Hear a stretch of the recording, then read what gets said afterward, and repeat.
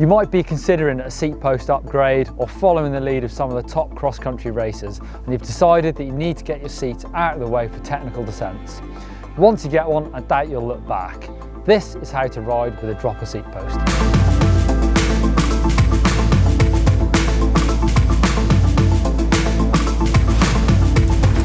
Dropper posts have become really popular in the last few years. They mean that you can run your seat at that really efficient height for pedaling, but also at any moment drop your saddle out of the way to really help on the technical sections.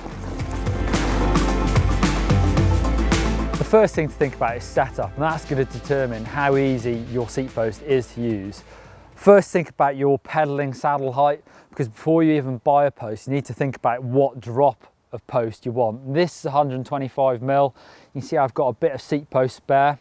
If I went much bigger, my saddle is going to be too high at maximum extension, even with the post dropped all the way into the frame. And the other way around, if you don't have much drop, you might have to stick your saddle so high that you haven't got the minimum amount of seat post into the frame.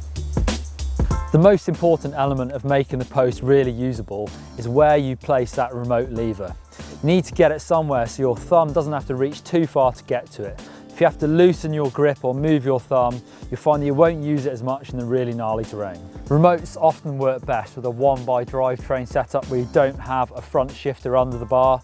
That's my preferred setup because I run 1x pretty much all the time on all my bikes. So I get it nicely under the lever, dead easy to get to. Things get slightly more complicated if you're running a front mech, but you can stick it up on top of the bar so you can still get your thumb to it. In order of preference, I set up my brake levers first, they're the most important, get them in the perfect position, then my dropper post, and then I make my shifters work around them. So now you've got it set up, how does it actually work? Well, just push the remote, use your weight to drop the saddle, let go of the remote and it stays down there. To pop it back up, keep your weight off the saddle, press the remote and up it goes. This becomes really instinctive really quickly.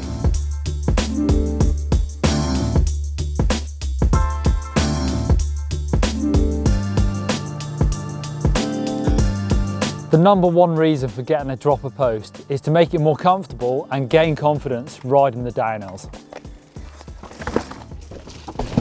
If you don't drop your weight back on downhill sections, your weight is actually going to go onto the front wheel and can cause it to go over the bars.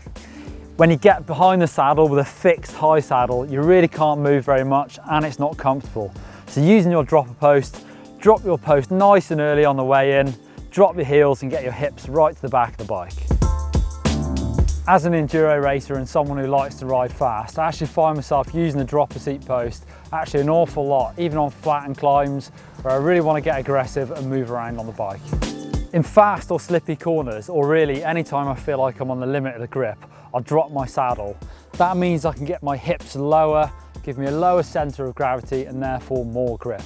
For advanced riders, that also lets you start to move your hips to the outside of the bike, get more of your weight over the tyres. The more you dip the bike further, the tighter the bike will turn, and that's almost impossible with your seat high.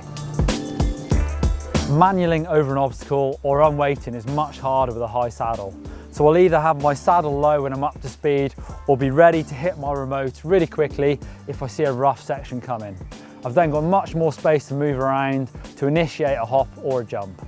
So there you go, riding with a dropper post is pretty intuitive really, and I find that I use it so many times. I always talk about it, but I use them absolutely loads, and more often than not, it's not high or low, it's somewhere in the middle, just so I can move around on the bike.